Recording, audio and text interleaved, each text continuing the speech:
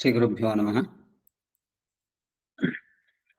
सर्ववेदान्तसिद्धान्तगोचरं तमगोचरं गोविन्दं परमानन्दं सद्गुरुं प्रणतोऽस्म्यहम्। स्क्रीन् दृश्यते वा? यत् प्रेजेण्ट् क्रियमाणमस्ति? आं दृश्यते। दृश्यते महोदय।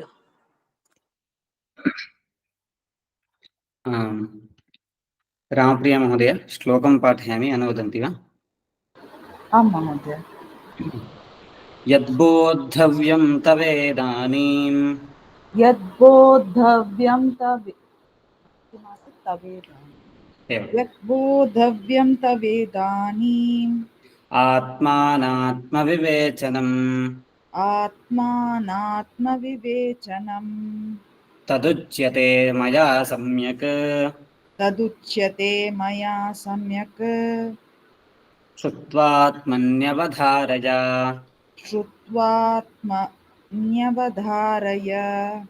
समीचीनम्। यद्बोद्धव्यं तवेदानीम् आत्मानात्मविवेचनम् तदुच्यते मया सम्यक् श्रुत्वात्मन्यवधारय इति आत्मानात्मविवेकस्य निरूपणार्थम् अयं ग्रन्थः प्रारभ्यते। अत्र गुरुः उपायानां वर्णनां कृत्वा तेषाम् उपायानां निरूपणं करोति। अस्माभिः पूर्वमपि साधनचतुष्टयं किम् इति अवलोकितं। 4 साधनानि कानि इति अवगतमस्ति। अत्र प्रथमं मुख्यञ्च वर्तते आत्मानात्मविवेचनं, नित्यानित्यवस्तुविवेकः इत्यर्थः। तर्हि इदानीं नित्यानित्यवस्तुविवेकः लब्धव्यश्चेत् आदौ यदस्माकं कृते अवगमनार्थं योग्यमस्ति, अस्माकम् अवगमनसामर्थ्ये अन्तर्भवति, तस्य ज्ञानम् आदौ निरूप्यते। अतः प्रथममस्ति स्थूलपदार्थस्य अवगमः इति। स्थूलपदार्थानाम् अवगमनम् आदौ कृत्वा एतेषु स्थूलेषु पदार्थेषु नित्यत्वं सत्यत्वं वा नास्ति इत्यंशं बोधयितुं गुरुः आत्मानात्मविवेचनं कर्तुम् आरम्भं करोति। पदविभागः क्रियते। यत् बोद्धव्यं तव इदानीम् आत्मानात्मविवेचनं तत् मया उच्यते, मया सम्यक् तत् उच्यते मया सम्यक् श्रुत्वा आत्मनि अवधारय इति पदविभागः। अत्र योजना वर्तते।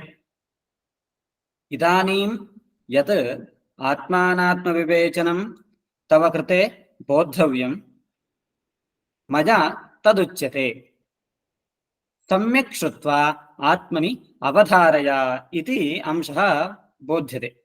पश्यन्तु, इदानीं गुरुः वदन्नस्ति, यदा शिष्यः मुमुक्षुः सन् तव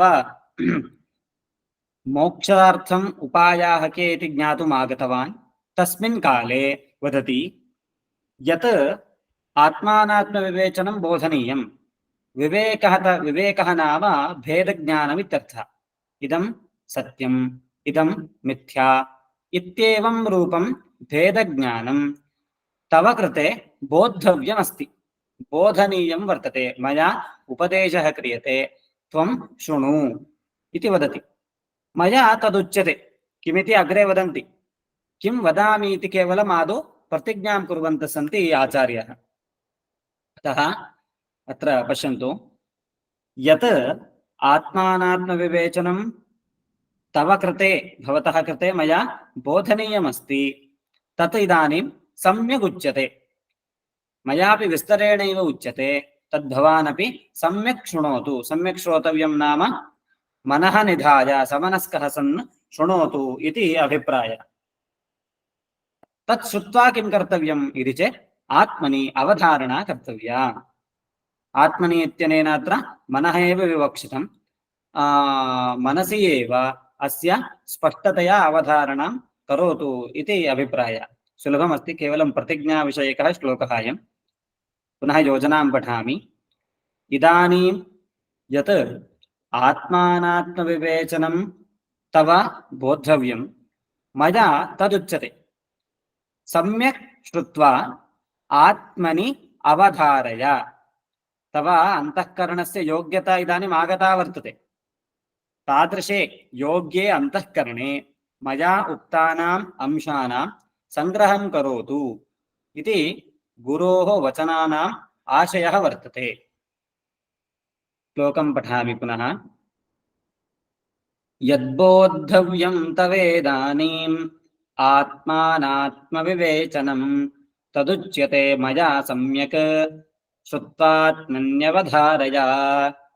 पश्यन्तु अत्र सम्यक् श्रुत्वा इत्यनेन गुरुः यत्र तात्पर्यं मनसि निधाय युक्तिपूर्वकं बोधनं करोति तथैव शिष्यः तत् श्रुत्वा अवगच्छेदिति अभिप्रायः वर्तते।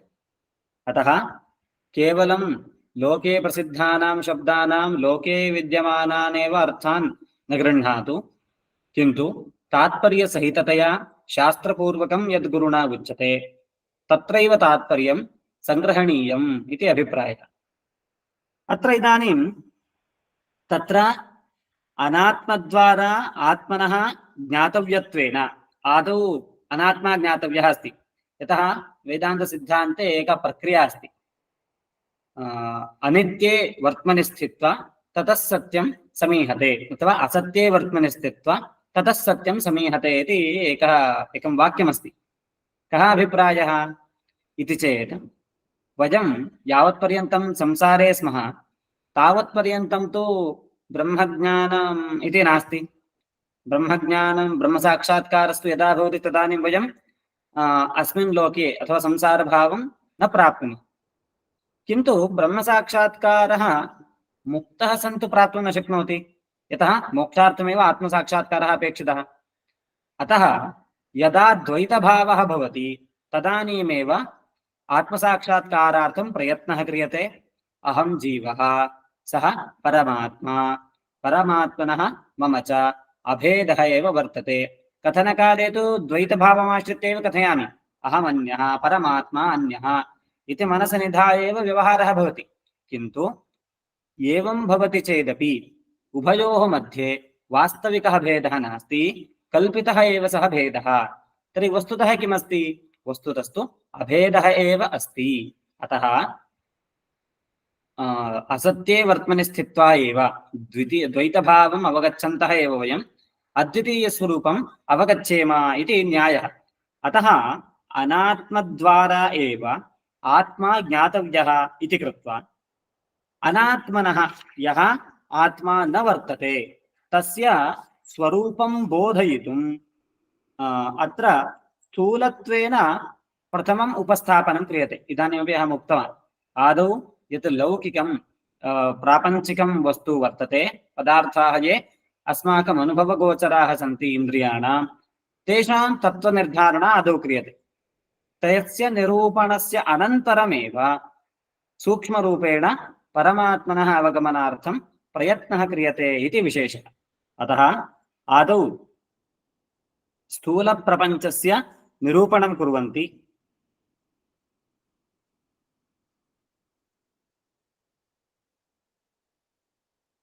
अतः इदानीम् आदौ सकलबुद्धिगम्यं स्थूलशरीरं निरूपयन्ति, यत्र अस्माकम् अहम् इति भावः वर्तते।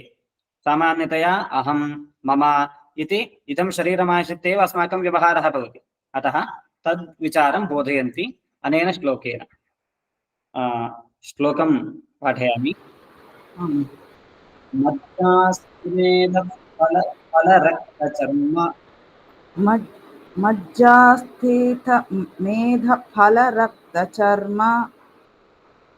त्वगाह्वयैर्धातुभिरेभिरन्वितम्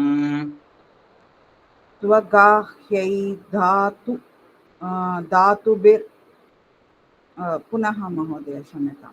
त्वगाह्वयैर्धातुभिरेभिरन्वितम् त्वगाह्यैर्धातुभिर् अत्र भिन्नं कृत्वा पाठयामि। त्वगाह्वयैः धातुभिरेभिः अन्वितम् अन्वितम् पादोरुवक्षोभुज पादोरुवक्षोभुज पृष्ठमस्तकैः पृष्ठमस्तकैः अङ्गैरुपाङ्गैः अङ्गैरुपाङ्गैः उपयुक्तमेतत् उपयुक्तमेतत्। समीचीनं। दीर्घः श्लोकः अस्ति। भिन्नानि भिन्नानि पदानि सन्ति इति कृत्वा कदाचित् उच्चारणे क्लेशः स्यात्। प्रतिपदं यदि जानीमः सुलभतया वक्तुं शक्नुमः। मज्जास्थिमेदः फलरक्तचर्मत्वगाह्वयैर्धातुभिरेभिरन्वितम् पादोरुवक्षोभुजपृष्ठमस्तकैः अङ्गैरुपाङ्गैः उपयुक्तमेतत्। पश्यन्तु, पदविभाग अत्र दीर्घमेव पदमस्ति।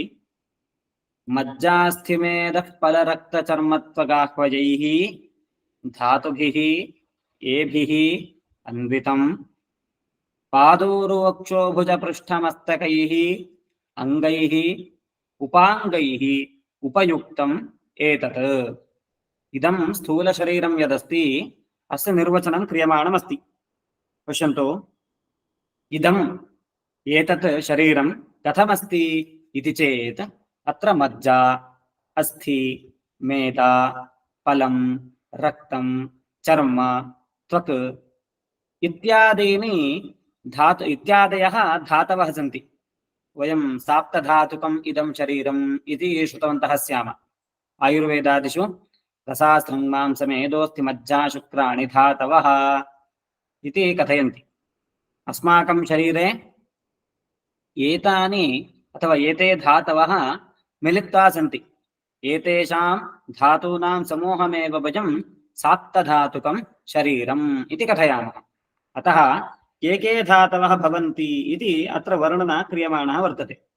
पश्यन्तु, अस्माकं देहे सामान्यतया तेजसः अपाम्, आपः नाम जलमित्यर्थः, जलस्य पृथिव्याश्च एते अंशाः अधिकतया परिणताः भवन्ति।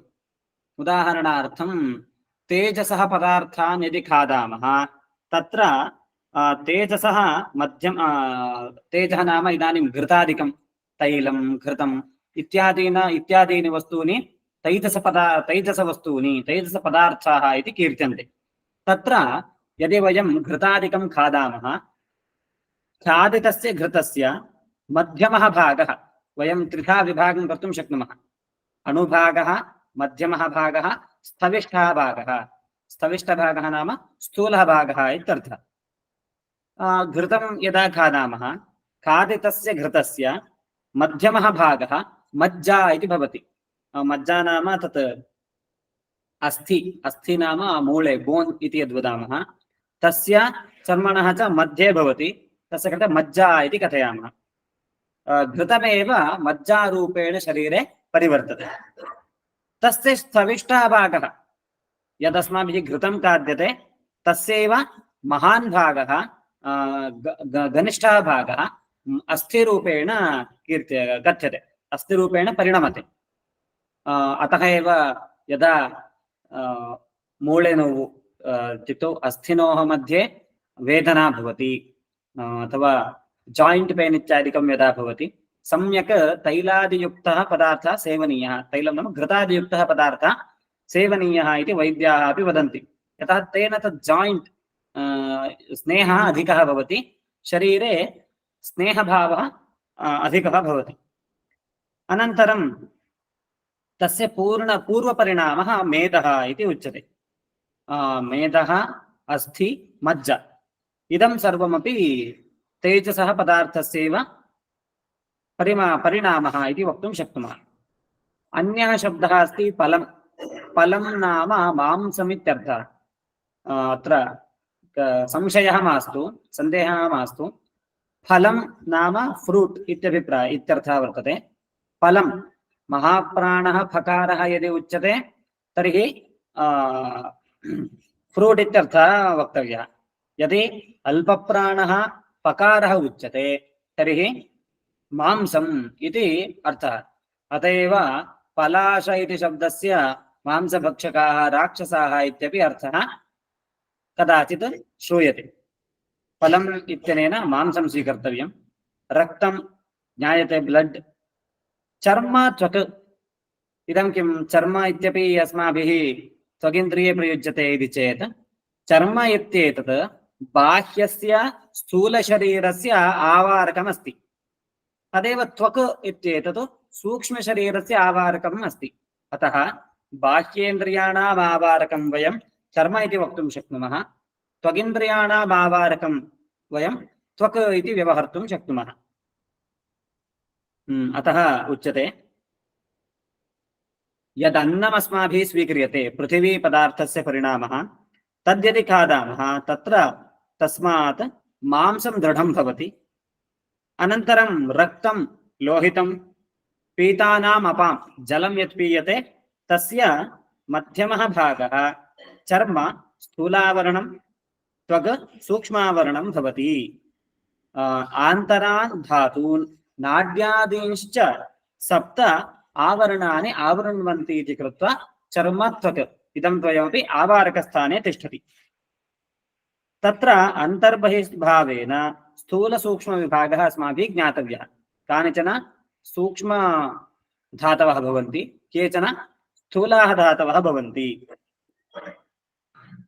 मज्जा इत्यादि पश्यन्तु, अत्र दीर्घम् एकमेव पदं निर्मितवन्तः आचार्याः। मज्जास्थिमेदः फलरक्तचर्मत्वगाह्वयैः इति समासं कुर्मः।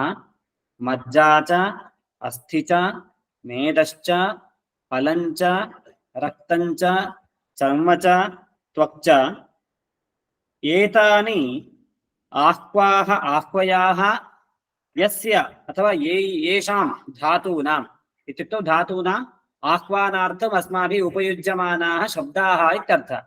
आह्वयः नाम शब्दः, येषां धातूनां शब्दाः मज्जा अस्थि मेदः फलं रक्तं चर्म त्वक् इत्यादिभिः शब्दैः उच्यते, तैः धातुभिः युक्तं वर्तते अस्माकं स्थूलं शरीरम्। शृण्वन्तु, अत्र स्थूल शरीरस्य विषये एव उच्यमानमस्ति। अनन्तरं किमस्ति अस्माकं शरीरे, स्थूलशरीरे अन्यत् किं किमस्ति इत्यपि वर्णयन्तः सन्ति। पादौ ज्ञायेते ऊरुः नाम कन्नडे तोडे इति यद्वच्यते तत्। वक्षः अत्र उदरस्य उपरितनः भागः, भुजः अयं हस्तौ तत्र स्कन्दः, पृष्ठभागः मस्तकम् इत्यादीनि अङ्गानि उपाङ्गानि च अस्मिन् स्थूले शरीरे वर्तन्ते। पश्यन्तु, सप्त धातवः एतावता उक्ताः, सप्तभिः धातुभिः इदं स्थूलं शरीरं युक्तमस्ति। षड् अङ्गानि अपि अत्र अग्रे निरूपितानि सन्ति, हस्तादिभिः उपयुक्तम् इत्यर्थः। अत्र इदानीं पादोरुवक्षो भुजपृष्ठमस्तकानि इति यानि सन्ति एतानि अङ्गानि, तर्हि उपाङ्गानि कानि इति चेत् गुल्फः जानुः जङ्घः इदं सर्वम् उपाङ्गमिति वक्तुं शक्नुमः। इत्युक्तौ पादस्य भिन्नाः भिन्नाः अवयवः, उदरस्य अधोभागे वर्तमानः अवयवः, इदं सर्वम् उपाङ्गम् इति उच्यते। एतैः अङ्गैः उपाङ्गैश्च युक्तं यदस्ति शरीरम् इदमेव स्थूलशरीरमिति आहूयते। अत्रैव आत्मनः अहं मम इति कथनं श्रूयते इति आचार्याः वक्तुमिच्छन्ति। अतः स्थूलशरीरस्य निरूपणम् आदौ कृतवन्तः। एकं क्षणम्। मज्जास्थिमेदः फलरक्तचर्मत्वगाह्वयैः धातुभिः एभिः अन्वितं पादोरुवक्षो भुजपृष्ठमस्तकैः अङ्गैः उपाङ्गैः उपयुक्तम् इत्यस्यापि समेतं सहितम् इत्यर्थः वर्तते। तादृशम् एतत् स्थूलशरीरम् इति योजनां कुर्मः। इदं शरीरं स्थूलशरीरम् एतादृग्भिः अवयवैः युक्तं वर्तते इति अर्थः स्पष्टो भवति। अयमेव अन्वयः अपि योजनामेवमेव कुर्वन्तु। अग्रे अग्रे विद्यमानेन श्लोकेन स्थूलसूक्ष्मविवेकः अपि क्रियते। प्रथमतः अस्य श्लोकस्य पठनं करोमि। मज्जास्थिमेदः फलरक्तचर्मत्वगाह्वजैर्धातुभिरेभिरन्वितम् पादोरुवक्षो भुजपृष्ठमस्तकैः अङ्गैरुपाङ्गैरुपयुक्तमेतत् इति द्विसप्ततितमः श्लोकः। अग्रिमं श्लोकं पाठयामि। अहं ममेति प्रथितं शरीरम् अहं ममेति प्रतितं शरीरं मोहास्पदं स्थूलमितीर्यते बुधैः मोहास्पदं स्थूलमितीर्यते बुधैः नभो नभस्वद्दहनाम्बुभूमयः नभो नभस्वत् दहनाम्बु दहनाम्बुभूमयः सूक्ष्माणि भूतानि भवन्ति तानि।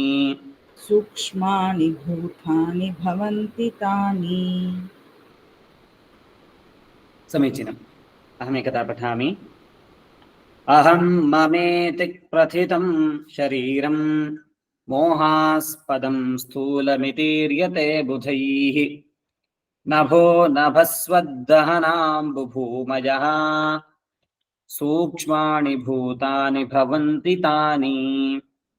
अत्र अस्मिन् श्लोके वर्तमानां प्रथमां पङ्क्तिं द्वितीयां च पङ्क्तिं पूर्वतनेन श्लोकेन योजयित्वा यदि पठामः तर्हि इतोपि सुलभः अर्थः अस्मभ्यं लभ्यते। तथा श्लोकविभागः नास्ति, किन्तु तथा योजनां कृत्वा वयम् अधिगन्तुं शक्नुमः। पश्यन्तु, पूर्वतनेन श्लोकेन अत्र अनुवर्तनं दृश्यते। तत्र मज्जास्थिमेदः फलरक्तचर्मत्वगाह्वजैः धातुभिः अन्वितं पादोरुवक्षोभुजपृष्ठमस्तकैः अङ्गैः उपाङ्गैश्च उपयुक्तम् एतत् अहं मम इति प्रथितं शरीरं मोहास्पदं स्थूलम् इति ईर्यते बुधैः इत्येवम् एकवाक्येन योजनां कर्तुं शक्नुमः। अत्र श्लोके पदविभागं करोमि। अहं मम इति प्रथितं शरीरं मोहास्पदं स्थूलम् इतीर्यते बुधैः नभो नभस्वद्दहनाम्बुभूमयः सूक्ष्माणि भूतानि भवन्ति तानि इति पदविभागः वर्तते। एकं क्षणम्।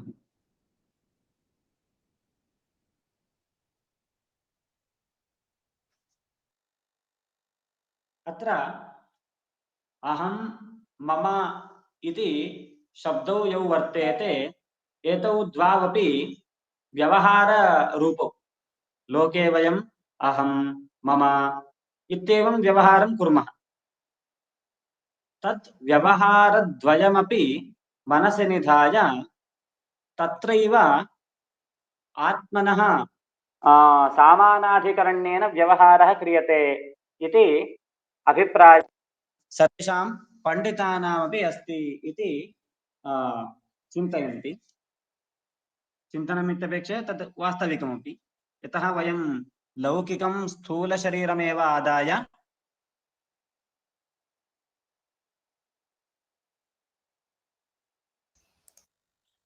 लोके व्यवहारं कुर्मः, अहमेव इदं शरीरम् इत्यादि रूपेण।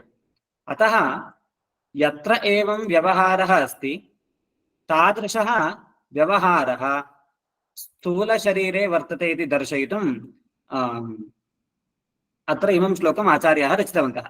पश्यन्तु, यस्मिन् देहे अहं मम, पश्यन्तु, इदं शरीरम् अहम् इति वदामि, इदं चक्षुः श्रोत्रं घ्राणं रसः रसना चर्म इदं मम इति वदामि। अहम् आत्मा स्थूलशरीरम्, अस्मिन् शरीरे विद्यमानानि अङ्गानि यानि सन्ति एतानि मदीयानि मम सम्बद्धानि इति अभिप्रायः। इति प्रथितं नाम प्रसिद्धम् इत्यर्थः। एवं रूपेण प्रसिद्धं शरीरं मोहास्पदमस्ति अस्माकं कृते मोहं जनयति लौकिकं शरीरं संरक्षितुं वयं बहून् उपायान् कुर्मः यदि अत्र आत्मविषयकः मोहः न स्यात् तर्हि एतस्य रक्षणे कस्यापि मनुष्यस्य प्रवृत्तिरेव न स्यात् किन्तु लोके आधिक्येन सर्वेषां प्रवृत्तिः स्थूलशरीरस्य अस्य रक्षणे एव अस्ति अतः इदं मोहास्पदं वर्तते तदेव स्थूलं शरीरम् इति बुधाः कथयन्ति बुधैः इति शब्दः अस्ति बुधाः नाम पण्डिताः इत्यर्थः पण्डिताः इदं स्थूलं इदं शरीरं यत् सप्तधातुभिः अङ्गैः उपाङ्गैश्च युक्तं वर्तते इदमेव शरीरं स्थूलम् इति शब्देन व्यवहारं कुर्वन्ति ईर्यते नाम कथ्यते इत्यर्थः स्थूलम् इति ईर्यते बुधैः तर्हि सूक्ष्मभूतानि सूक्ष्मशरीरं किम् इति चेत् अग्रिमेण पदेन वदन्ति नभो नभस्वद्दहनाम्बुभूमयः पश्यन्तु अत्र पदविभागः इत्युक्तौ विग्रहः कथं क्रियते नाम नभः नभस्वत् दहनः अम्बु भूमिः नभश्च नभस्वश्च नभस्वांश्च दहनश्च अम्बु च भूमिश्च नभो नभस्वद्दहनाम्बुभूमयः पञ्चभूतानि इत्यभिप्रायः नभः नाम आकाशः नभस्वान् नाम वायुः दहनः नाम अग्निः अम्बु नाम जलम् इत्यर्थः भूमिः पृथिवी एतानि एव स्थूलस्वरूपं स्थूलस्वरूपप्रापणात् प्राक् सूक्ष्माणि भूतानि भवन्ति पश्यन्तु या पृथिवी अस्माभिः इदानीं व्यवह्रियमाणा वर्तते यस्याः उपरि वयं चलन्तः स्मः इयं पृथिवी सूक्ष्मा पृथिवी न इयं स्थूला पृथिवी स्थूला भूमिः यज्जलं वयं पिबामः अस्माकं व्यवहारानुकूलं वर्तते इदं जलं सूक्ष्मं जलं न अथवा सूक्ष्मम् अम्बु न इदं स्थूलम् अम्बु दहनः अग्निः यः दृश्यते सोऽपि स्थूलः न अन्ततो गत्वा ये अथवा यानि भूतानि अस्माभिः व्यवह्रियन्ते एतानि स्थूलभूतानि एव तर्हि सूक्ष्मभूतानि कानि नाम आदौ सृष्टानि एव पञ्चसूक्ष्मभूतानि आदौ सृज्यन्ते पञ्चानां सूक्ष्माणां भूतानां सृष्टेः अनन्तरं तत्र काचित् प्रक्रिया वर्तते पञ्चीकरणप्रक्रिया इति वयं वदामः वेदान्तसिद्धान्ते पञ्चीकरणं कृत्वा तदनन्तरं तानि स्थूलभूतानि इत्युच्यन्ते तथा च स्थूलभूतरूपेण परिणामात् प्राक् तानि सूक्ष्मभूतानि इति व्यवह्रियन्ते अत एव अत्र उच्यते बुधाः इदं सप्तधातुभिर्युक्तं शरीरं स्थूलं शरीरम् इति आह्वयन्ति ततः प्राक् भौतिकपदार्थानाम् उत्पत्तेः प्राक् यानि सूक्ष्माणि भूतानि भवन्ति तानि आचार्य बुधाः पण्डिताः नभो नभस्वद्दहनाम्बुभूमयः सूक्ष्माणि भूतानि इति वदन्ति इति अन्वयं कृतवन्तः सुलभमस्ति अन्वयः अहं मम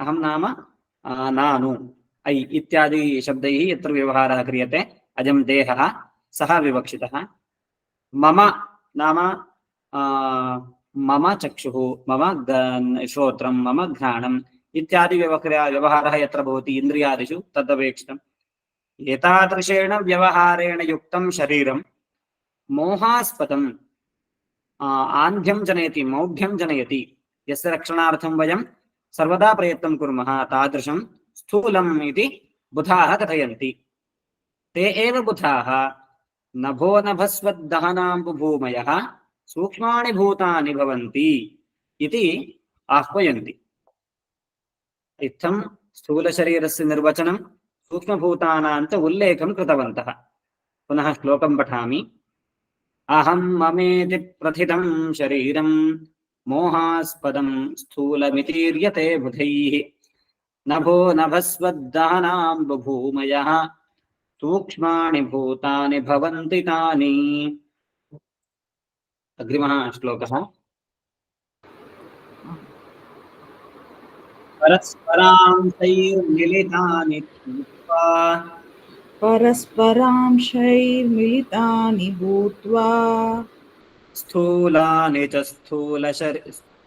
क्षम्यताम् अत्र सम्यक् स्थूलानि च स्थूलशरीरहेतवः स्थूलानि च स्थूलशरीरहेतवः मात्रास्तदीया विषया भवन्ति मात्रास्तदीया विषया भवन्ति शब्दादयः पञ्चसुखाय भोक्तुः शब्दादयः पञ्च सुखाय भोक्तुः समीचीनम् परस्परांशैर्मिलितानि भूत्वा स्थूलानि च स्थूलशरीरहेतवः मात्रास्तदीया विषया भवन्ति शब्दादयः पञ्चसुखाय भोक्तुः पश्यन्तु पदविभागं कुर्मः आदौ परस्परांशैः मिलितानि भूत्वा स्थूलानि च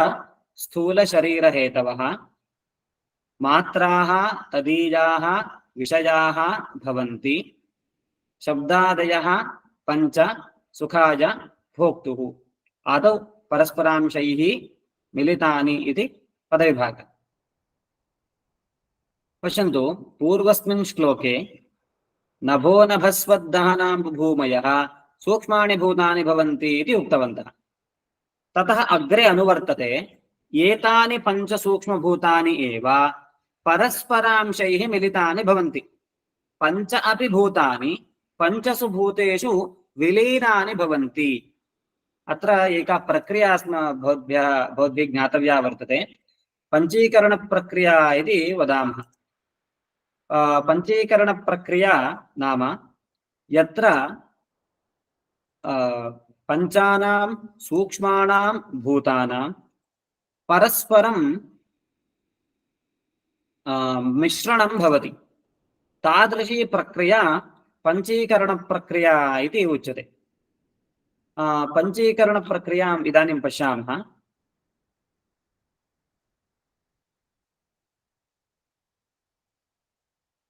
पश्यन्तु स्थूलसृष्टिप्रक्रिया इदानीं निरूप्यमाना वर्तते भवतां पुरतः वयम् इदानीमेव पठितवन्तः नभो नभस्वद्दहनाम्बुभूमयः पञ्च सूक्ष्मभूतानि आकाशः वायुः अग्निः आपः पृथिवी इति पञ्च सूक्ष्मभूतानि एतेषां परस्परं मिश्रणं भवति अत्र एकः श्लोकः भवद्भिः ज्ञातव्यः द्विधा विधाय चैकैकं चतुर्धा प्रथमं पुनः स्वस्वेतरद्वितीयांशैः योजनात् पञ्च पञ्चते इति एकः श्लोकः अस्ति अयं श्लोकः कुत्र अस्ति नाम किं पञ्चदशी इति प्रकरणग्रन्थः कश्चन वर्तते यत्र पञ्चीकरणप्रक्रियायाः निरूपणं क्रियते विद्यारण्यमुनिभिः क्रमेण अर्थं वर्णयामि यानि यानि भूतानि सन्ति सर्वेषामपि भूतानां विभागः कर्तव्यः द्विधा विधाय चैकैकं द्विधा विभागं कृत्वा तदनन्तरं प्रत्येकम् अपि भूतम् आदाय पुनरपि चतुर्धा विभागः कर्तव्यः द्विधा विधाय चैकैकं चतुर्धा प्रथमं पुनः एकं क्षणं श्लोकं दर्शयामि भवद्भ्यः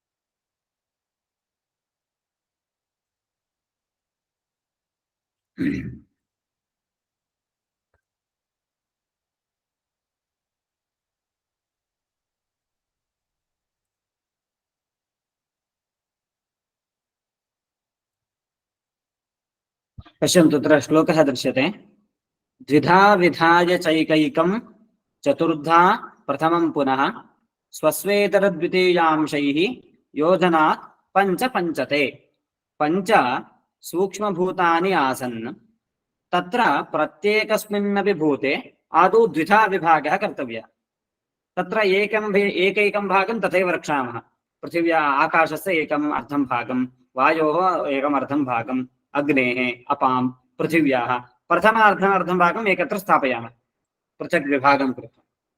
द्वितीयः यः भागः अस्ति तत्र प्रत्येकस्मिन्नपि भूते चत्वारः विभागाः कर्तव्याः।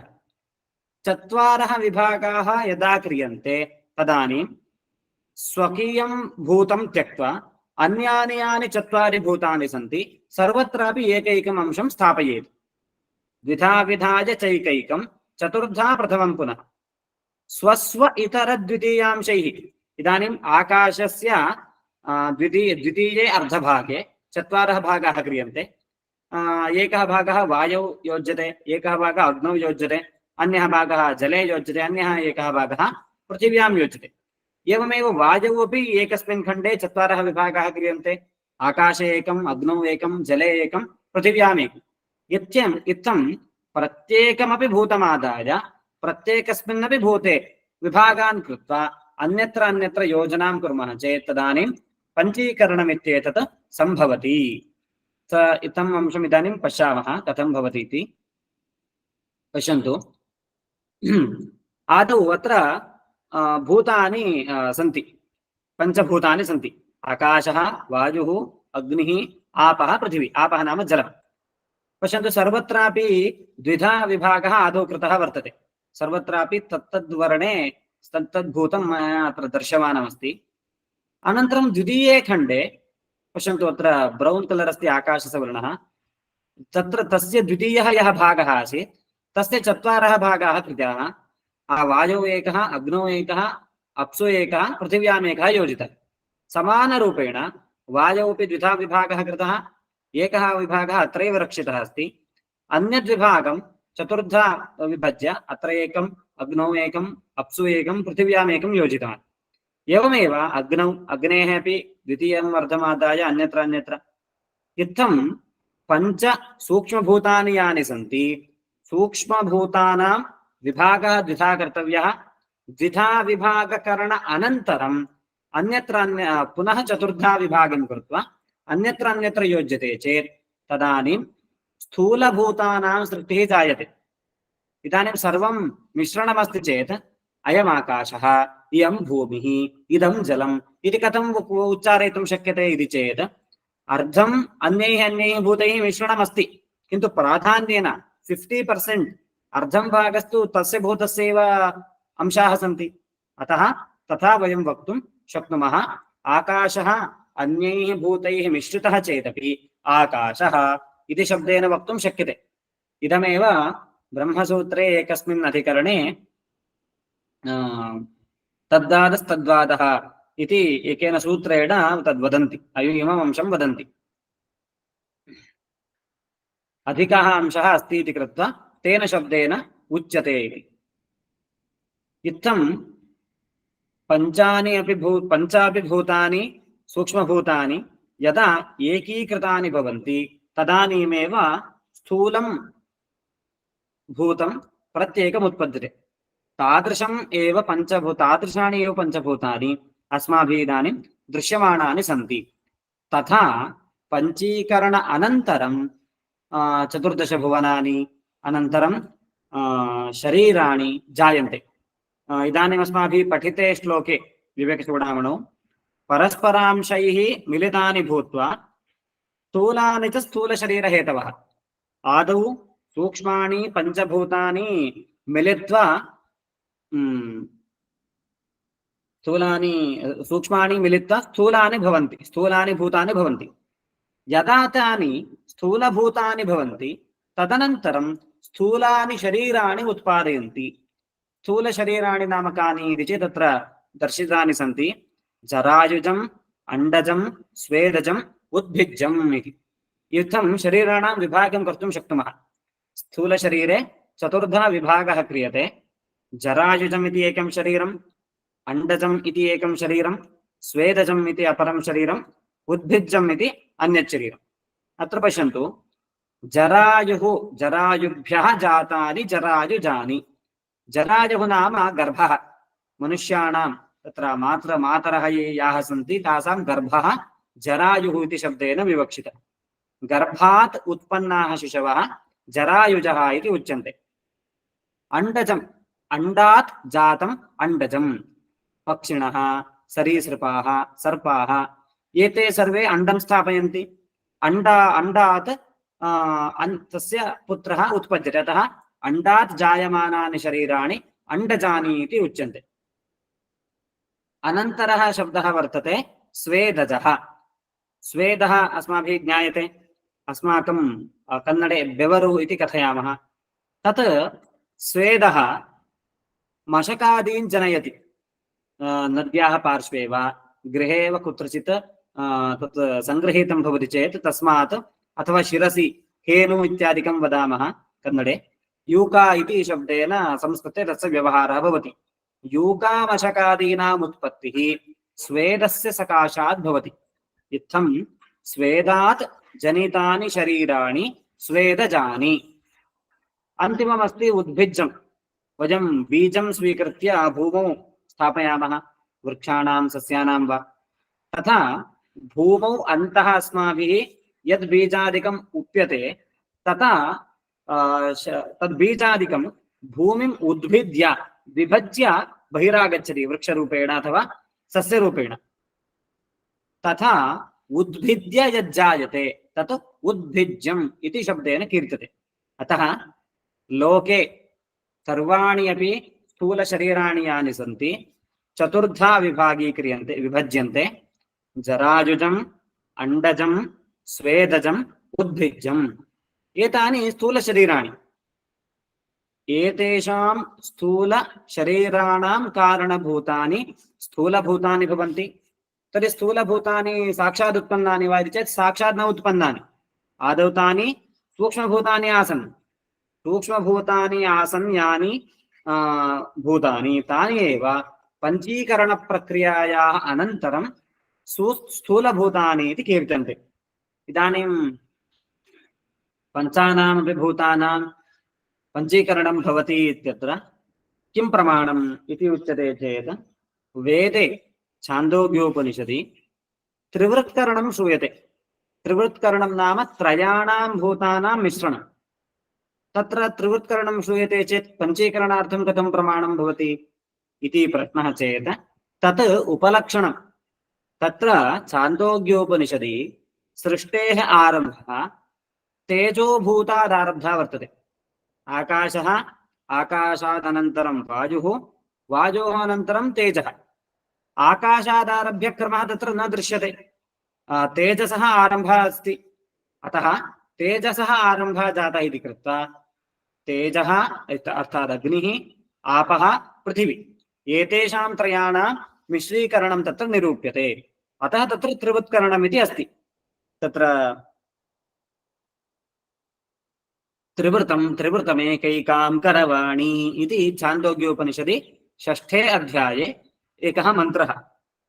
तथा पञ्चानां भूतानाम् एकैकं द्विधा विभज्य स्वार्धभागं विहाय अर्धभागं चतुर्धा विभज्य इतरेषु योजिते सति पञ्चीकरणं भवति इति भाष्यकाराणाम् अर्थात् शङ्कराचार्याणां वचनस्य अर्थः अस्माभिः ज्ञातव्यः। अयं श्लोकः अपि पञ्चदश्याः सकाशात् मया इदानीं यः दर्शितः भवद्भ्यः, सः अपि तत्र उपकारी भवति। एवं रूपेण पञ्चीकरणम् अस्माभिः इदानीं दृष्टम्। पञ्चीकरणानन्तरं स्थूलानि शरीराणि जायन्ते एव। स्थूलशरीराणाम् आधारार्थं भुवनानि अपि उत्पाद्यन्ते। 14 भुवनानि अस्माभिः श्रुतानि सन्ति। 7 अधोलोकाः, 7 ऊर्ध्वलोकाः। ऊर्ध्वलोकाः के इति चेत् भूलोकः, भुवर्लोकः, स्वर्लोकः, महर्लोकः, जनोलोकः, तपोलोकः, सत्यलोकः इति 7 ऊर्ध्वलोकाः। अतल, वितल, सुतल, तलातल, रसातल, महातल, पाताल इति 7 अधोलोकाः। एतानि 14 भुवनानि अपि एतेषां प्राणिनाम् अर्थात् स्थूलशरीराणाम् आश्रयभूतानि भवन्ति। भिन्न भिन्न स्थाने भिन्नं भिन्नं शरीरं प्रधानं भवितुम् अर्हति इति अस्माभिः इदानीं स्थूलशरीरस्य प्रक्रिया दृष्टा। किन्तु अत्र अग्रिमः भागः वर्तते श्लोके। मात्रास्तदीयाः विषया भवन्ति शब्दादयः पञ्च सुखाय भोक्तुः इति। पश्यन्तु, पञ्चविरपि भूतैः पञ्च किं विषयाः उत्पाद्यन्ते। अर्थात् शब्दः, स्पर्शः, रूपं, रसः, गन्धः इति। अत्र पञ्चीकरणप्रक्रियायाः अनन्तरं क्षम्यतां, पञ्चीकरणप्रक्रियायाः प्राक् सूक्ष्मसृष्टिः अपि भवद्भिः ज्ञातव्या। अतः तस्याः उल्लेखम् अहं कुर्वन् अस्मि। यदा सूक्ष्माणि भूतानि भवन्ति तदानीं तेषां कृते अपञ्चीकृतभूतानि, तन्मात्राणि इति शब्दः प्रयुज्यते। प्रत्येकस्मिन्नपि भूते त्रयः गुणाः भवन्ति।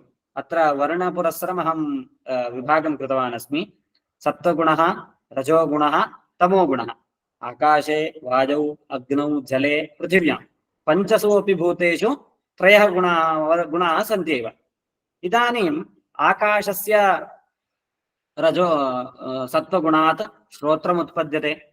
वायुभूते विद्यमान सत्त्वगुणात् त्वगिन्द्रियम् उत्पद्यते।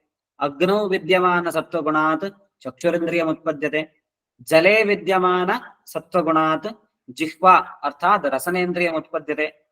पृथिवी भूमिः, पृथिव्यां सूक्ष्म पृथिव्यां विद्यमान सत्त्वगुणात् घ्राणेन्द्रियम् उत्पद्यते। इत्थं पञ्च ज्ञानेन्द्रियाणि कथम् उत्पद्यन्ते इति अस्माभिः दृष्टम्। अनन्तरम् इदं पृथक् पृथक् उत्पन्नं तेषामेव पञ्चभूतानां एकीकरणेन मिलित्वा उत्पद्यते। पञ्चसु भूतेषु सत्त्वगुणाः सन्ति। पञ्चानां भूतानां सत्त्वगुणाः मिलित्वा अस्माकम् अन्तःकरणम् उत्पद्यते। अन्तःकरणेपि चतुर्धा विभागः अस्माभिः क्रियते। मनः, चित्तं, बुद्धिः, अहङ्कारः इति। अग्रे कदाचित् विस्तरेण श्रावयामि। अनन्तरं पञ्चसु भूतेषु सूक्ष्मभूतेषु पञ्चविधतया रजोगुणाः सन्ति। आकाशस्य रजोगुणात् वागिन्द्रियम् उत्पद्यते। वायोः रजोगुणात् पाणिः, हस्तमुत्पद्यते। अग्नेः रजोगुणात् पादौ उत्पद्येते। अपां रजोगुणात् पायोरिन्द्रियम् उत्पद्यते। पृथिव्याः रजोगुणात् उपस्थेन्द्रियम् उत्पद्यते। एतानि पञ्चकर्मेन्द्रियाणि। पश्यन्तु, आकाशादीनां पञ्चसूक्ष्मभूतानां सत्त्वसात्विकैः गुणैः ज्ञानेन्द्रियाणि उत्पद्यन्ते। आकाशादीनां रजोगुणात् पञ्च कर्मेन्द्रियाणि उत्पद्यन्ते। एतैः रजोगुणैः मिलित्वा प्राणः उत्पद्यते। प्राणः नाम एकः एव न, प्राण, अपान, व्यान, उदान, समान इति पञ्चधा अस्माभिः यत्र यः व्यवहारः क्रियते सः विवक्षितः। अनन्तरं एतेषां सर्वेषामपि समूहमेव वयं स्थूलशरीरं, क्षम्यतां, सूक्ष्मशरीरमिति कथयामः। पञ्च ज्ञानेन्द्रियाणि, पञ्च कर्मेन्द्रियाणि, पञ्च प्राणाः, अन्तःकरणम्, इदं सर्वं मिलित्वा सूक्ष्मशरीरमिति उच्यते। अत्रैव आकाशात् शब्दः उत्पद्यते। वायौ स्पर्शः उत्पद्यते। अग्नेः सकाशात् रूपम् उत्पद्यते। अपां जलस्य सकाशात् रसः उत्पद्यते। गन्धस्य सकाशात्, क्षम्यतां, पृथिव्याः सकाशात् गन्धः उत्पद्यते। अतः पञ्चभ्यः स्थूलभूतेभ्यः पञ्चगुणाः उत्पद्यन्ते इति कृत्वा तान् गुणान् मात्राः इति शब्देन अत्र आचार्याः सङ्ग्रहं कुर्वन्ति।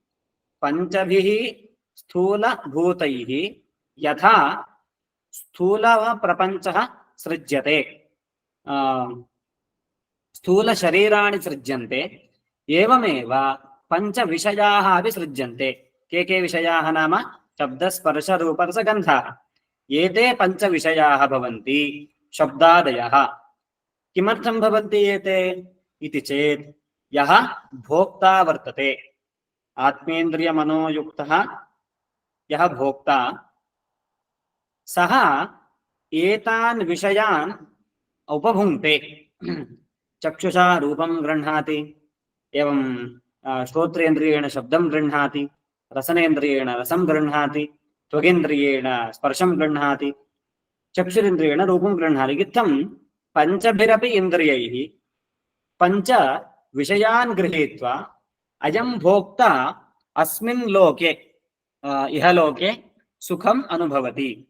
अतः स्थूलानि पञ्चभूतानि किं कुर्वन्ति इति चेत् स्थूलशरीराणि उत्पादयन्ति, पञ्चविषयान् उत्पादयन्ति। तम् अर्थं पश्यामः। अत्र परस्परांशैः पञ्चभूतानि परस्परांशैः मिलितानि भूत्वा पञ्चीकरणानन्तरं स्थूलानि भवन्ति।